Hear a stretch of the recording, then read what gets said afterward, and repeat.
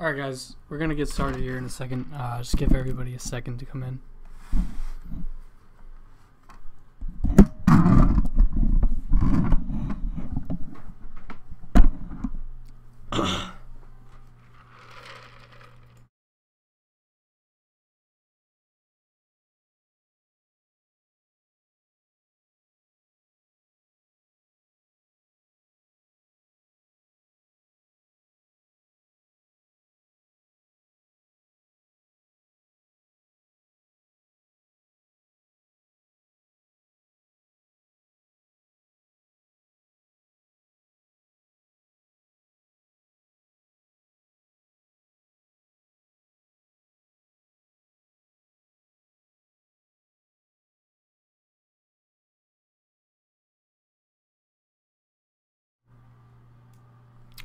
Okay, so we're gonna get started here.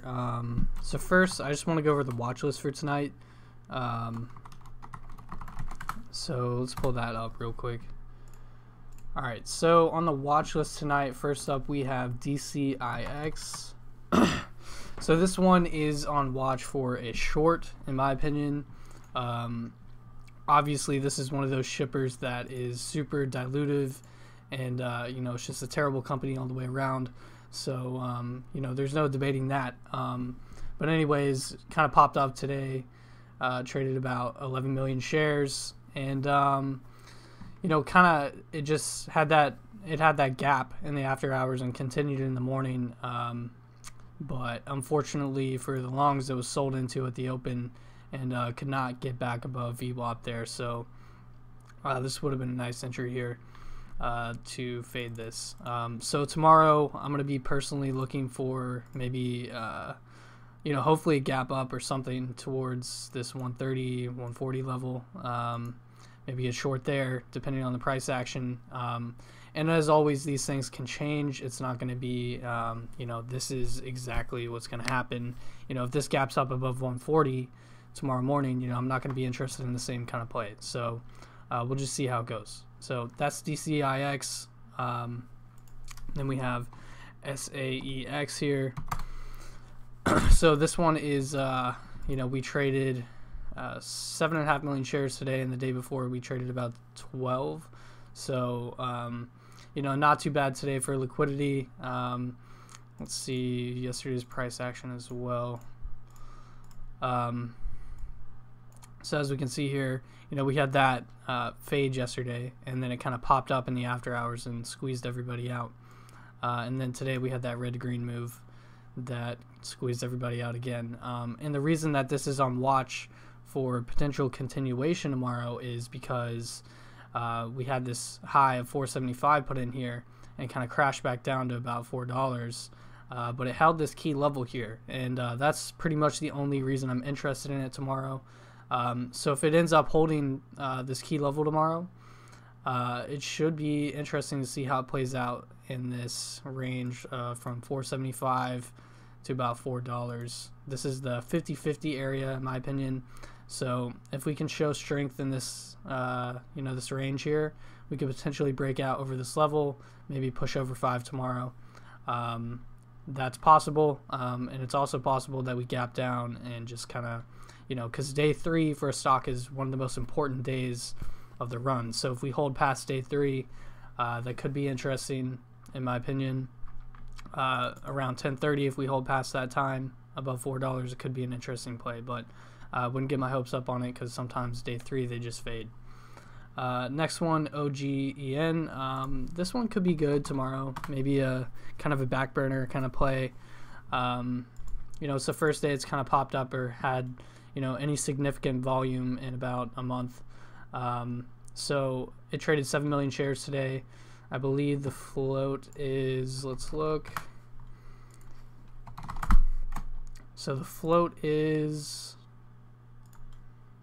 25 million shares, so it's not really a low float, but this thing can move when it has the right backing to it.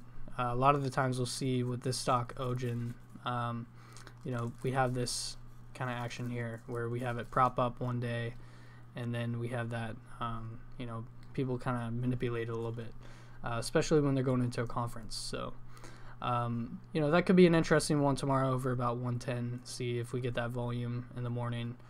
So in the morning, I would look for anything, volume spikes over 100,000 shares would catch my interest. And especially if we put in a couple 150,000 share candles, that could mean that we could see some movement over 110. And we could maybe move towards 130s, 140s. S-Fun, this is definitely a back burner play.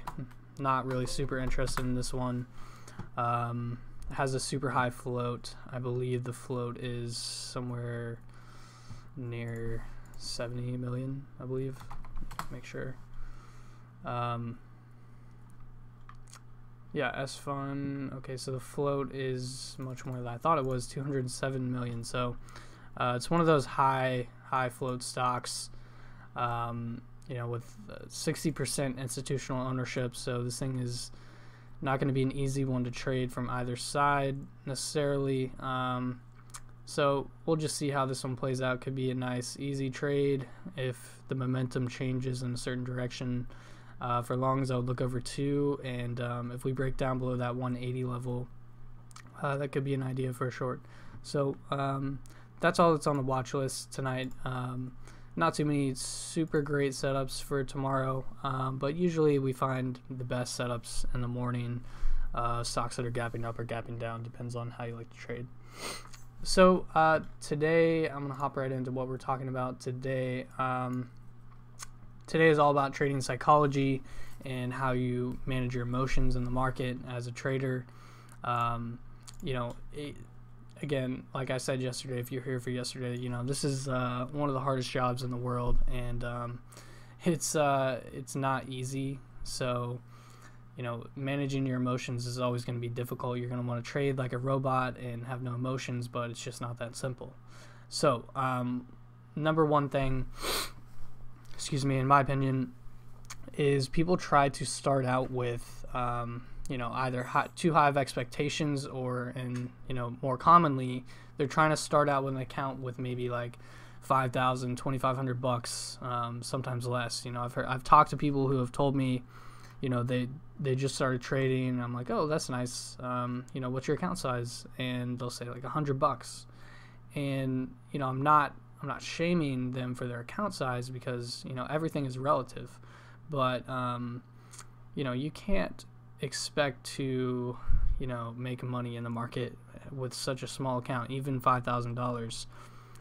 You have to have the right amount of money to be able to risk, and manage your emotions. So I like to think, when I take a loss on a stock, it should never be something that's gonna ruin my day. It might frustrate me a bit in the moment that I made the bad trade, but there should never be a trade that blows my account, or something that just takes me down a lot. So when you're trading on those small accounts like $500, the smallest little loss,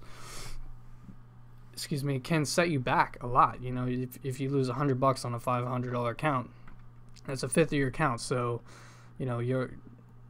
the pressure is already enough trading these stocks. So to add in that added pressure of starting so low is, you're not doing yourself any favors. So my recommended starting account size, after you've gotten the basics and everything, is, at least 25,000 to get to a good broker. And that might sound like a lot of money for a lot of people, but unfortunately, this trading isn't easy, and you should have to work for it a little bit. Maybe you get a second job. Maybe you should not be relying on trading as an income when you're first starting out. So so starting with a small account, not the best idea. That's number one in my opinion of why a lot of traders fail. So moving forward, one of my biggest problems when I first started trading was I would, make a trade, and it would be a losing trade, right? So I would take a loss, and I would just keep coming back, to that same stock that same day. And I would be so frustrated and so emotionally drained that I didn't even care about how much money I was losing. I just wanted to, I don't know what you would call it, but I know that happens to a lot of traders because I've talked to many of you guys, and you just keep going back to that one stock you're losing on that day, and you end up turning maybe like a $300 loss into something closer to 3,000 because you're just being super emotional. So when that happens, if I make a bad trade and I go back and try to have a revenge trade, I'll give myself maybe one shot. And if I can't make it, if I can't, calm myself down and find that perfect entry, I just need to get up and leave. So that's a big thing for me that I've learned over the past year is, if it's just not working out, if I'm just not feeling right and I've already taken a loss on the stock, why push it? Just move on, take your loss, go do something else. There's always tomorrow. You come back with a fresh mind. And a lot of that comes from just, lack of experience in the market. So, us guys who've been doing it for a little while, we know when we're starting to get that emotional, it's just time to, cut it off. And, it happens. We all get emotional because we're human. So to try to expect yourself to not be emotional is not really realistic, in my opinion. So you just got to know how to manage your emotions and not let them come into your trading.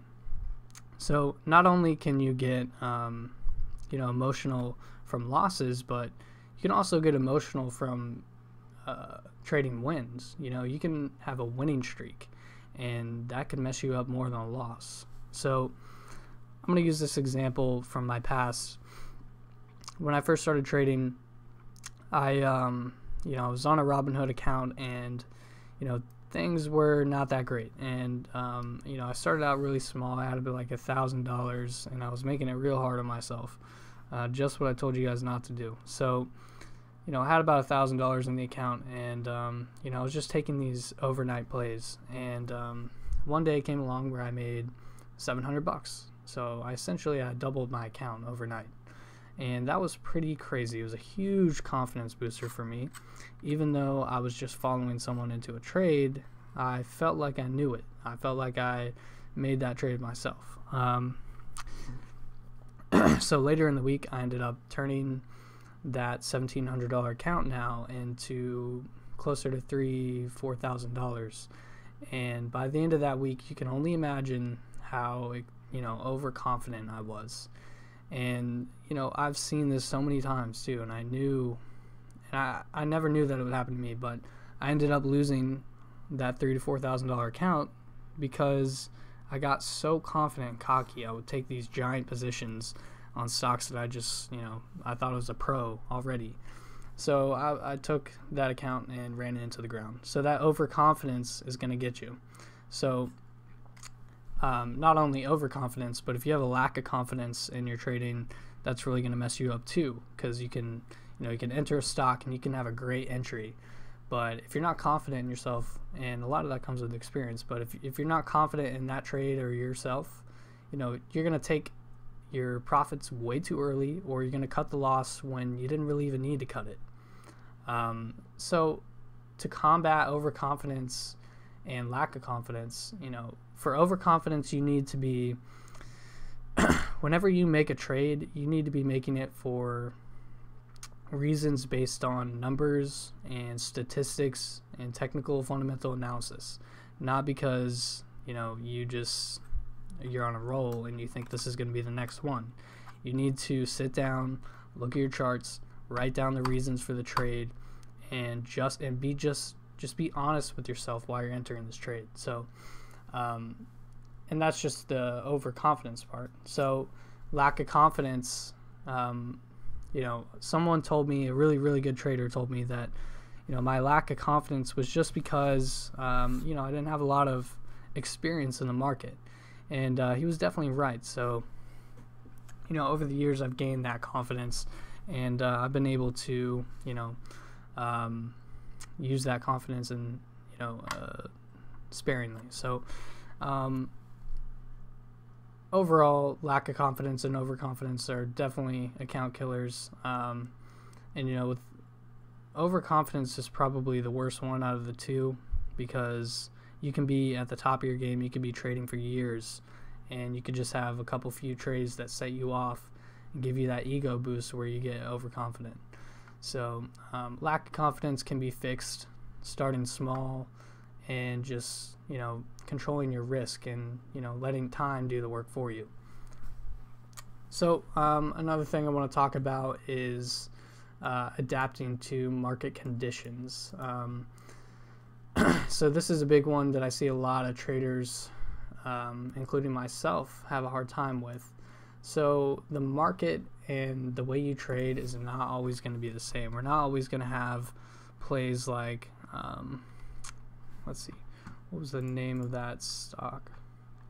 We're not always going to have plays like AXSM. We're not always going to have plays like this one. These crazy gappers that just keep moving, they have good range and, high volatility. We're not going to have plays like that all the time. So you need to have a playbook of, setups that you're looking for all the time, and you need to be adapting to the current market conditions. If you're just stuck trading one setup and you're not going to trade anything else, you're going to start forcing trades, you're going to get complacent. And that's going to lead to losses and eventually just emotionally draining yourself. And before I forget, people that do this for a living, some of us do it every day, but me personally, something that I've learned from a good trading friend of mine who's made millions of dollars in the market has told me, he takes off June, July, and August. He doesn't work those months. He needs to give himself that, mental break because this job is so difficult. It can be so mentally draining. So there's days where, I don't trade at all. I'll wake up in the morning and I'll look at the gap scanner and, I just don't see anything that, fits my, comfort zone. And, I said you have to adapt, right? And that's true, but, adapting is completely different than forcing trades. So, there'll be days where I just don't trade at all. And that's something that a lot of people don't really understand. They'll be like, where were you yesterday? And, I just had to take a day for myself to, this job is just so difficult. I mean, when you make $5,000 in a day, it's great. And then the next day you come in, you lose $2,500. It can be, it's tough. So you have to take those days for yourself, and you do have to adapt. But if there's just days where you're not feeling right, or you're not feeling right about the setup, or you don't see the certain setups that you trade, you don't have to trade. So let's get into a little bit of the basics. I'm gonna stop rambling. So let's get into the little bit of basics of how is a gap up on a stock going to affect shorts and longs. So let me pull up my trusty Paint application. Let's see. Okay, so we are going to erase that. Okay, so here's our timeline. What's going on here? Oh, as you can tell, I don't really use this too often.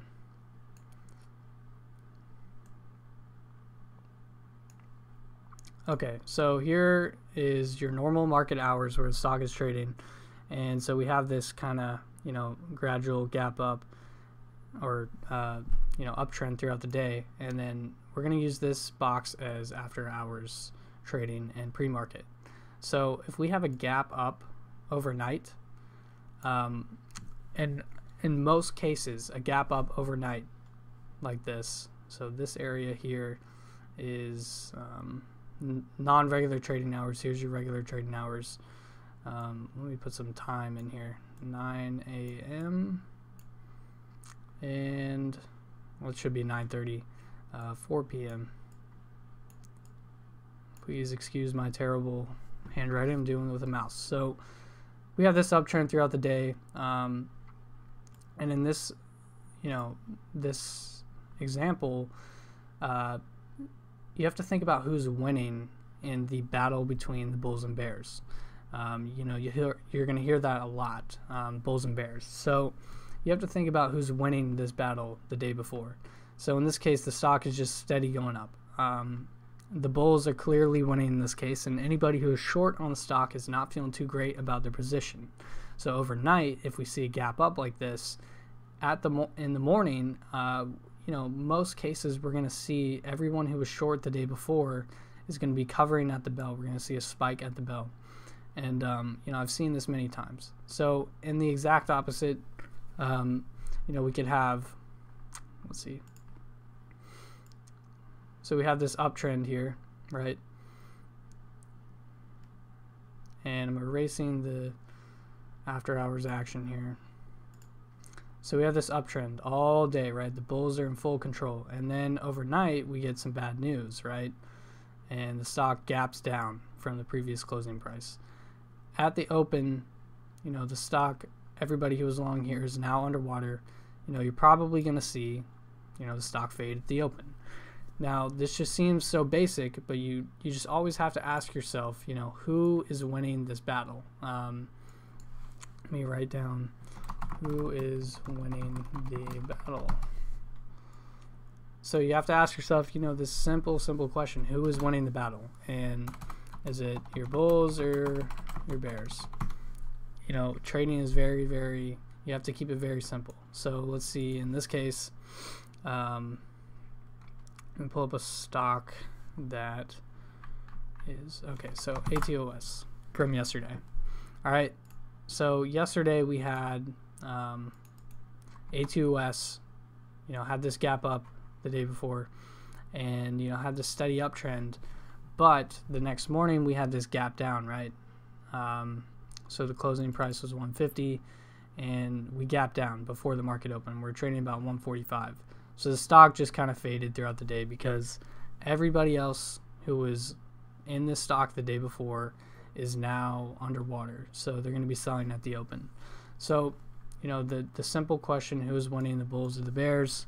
You know, it's a very simple question that you have to ask yourself. And,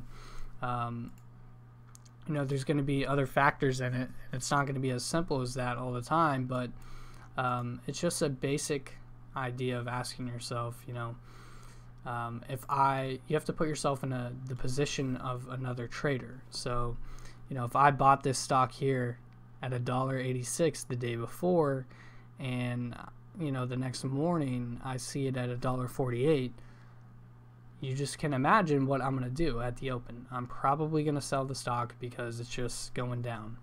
And then in the other case, you know, if I was short here at 150 and it gapped up the next morning to this 180 level, you know, I'd be wanting to cover my shares because, you know, I'd be underwater. So this is how we see, you know, stocks like HMNY go crazy like this, or we see, you know, every time a certain stock pops up, it'll, you know, fade off. Let's see, like, you know, for instance, OGEN, see all these wicks here. Every time the stock popped up, you know, we would see lots of selling come in, and that's because everybody back here that bought the stock is now selling into these pops. So if you just simplify things down to buyers and sellers, you know, you can really get an understanding of how the market actually works without using, you know, your MACD and all that, RSI. You know, that stuff helps, but at the end of the day, it's really simply just about who's in control of the stock. And in this case on OGEN, overall, the bears are definitely in control of the stock because every single pop has been sold into. So you have right here, right here, right here, right here, right here, here. So, you know, this may be short-term bullish, but overall, you know, you're going to see selling at some point. Maybe if it's in the 150s or the 2s, it's going to happen. So I find myself rambling a little bit here. If anybody has any questions of what I've gone over so far, feel free to ask in the general chat about trading psychology or anything I've mentioned or anything on the watch list either. I'm fine with that.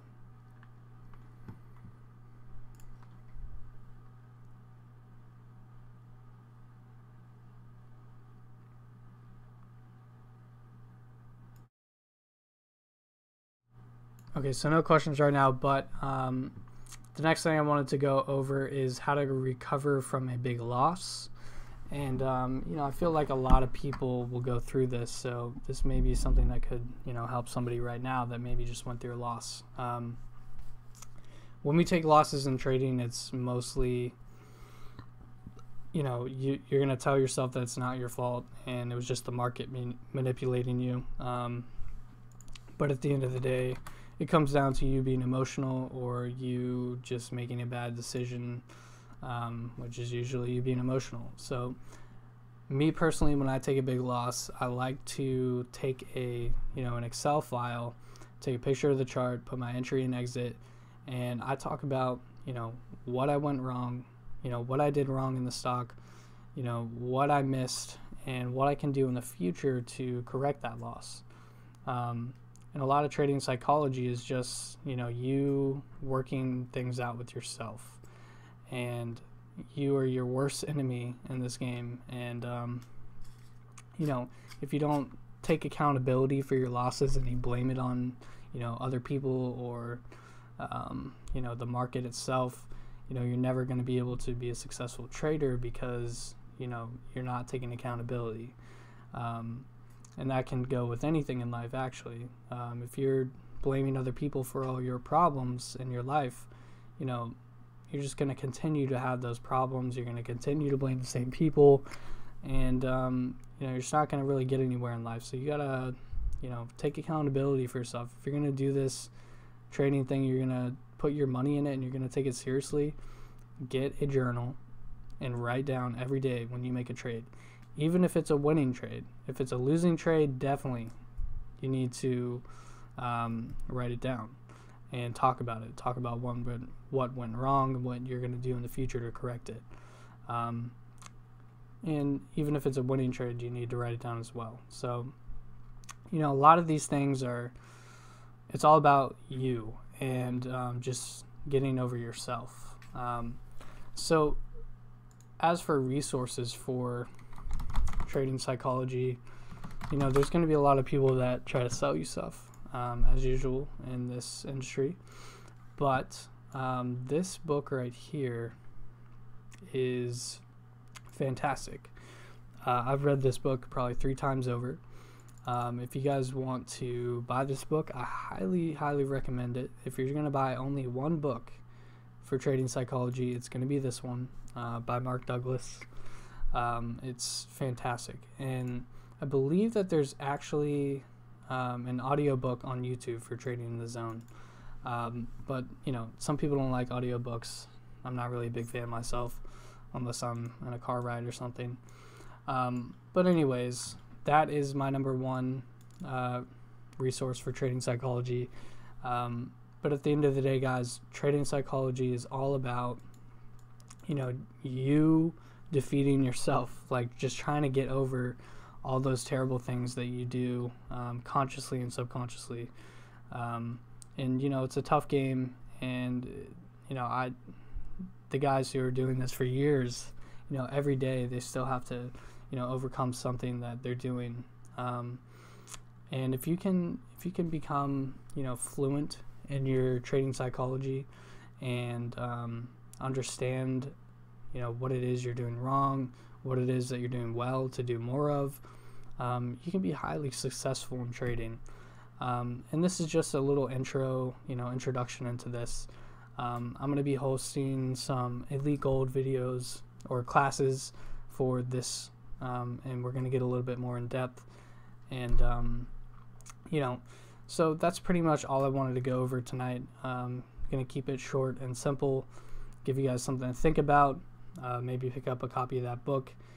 And if you guys are interested in the Elite Gold classes I'm holding, all that information is going to come out this weekend. So basically these classes that I've done this week are just, little intros, like sneak peeks into what we're going to be talking about. So if you're interested in those, the information will be coming out this weekend. And I have time for a couple questions if you guys have any. So if not, I'm just going to go ahead and end it. So get in your questions now. If you have any, let me know. It can be about the watch list, psychology, whatever.